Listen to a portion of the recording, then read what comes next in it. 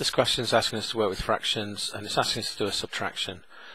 Whenever you do subtractions or additions of fractions, then you've got to remember you need a common denominator. At the moment we've got two different denominators, fifths and quarters, so we're going to have to change those in a moment.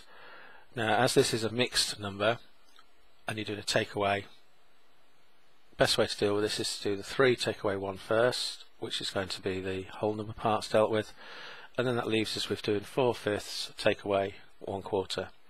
Now, like we say, you can't do a take away in fractions unless you've got a common denominator. So we look for what both multiples of 5 and 4.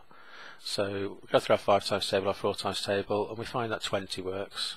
So we're going to change the 4/5 and the quarter into equivalent fractions in 20ths.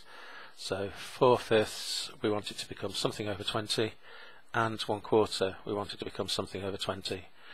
Well, the way we do this is you multiply something on the bottom, so 5 times 4. Because we want equivalent fractions, then we also times the top by 4, so 16. So 4/5 we can rewrite as 16/20. Because we want to do the same here, we want to change a quarter into 20ths. We times by 5 this time, and therefore we times the top by 5 as well, so times the numerator by 5.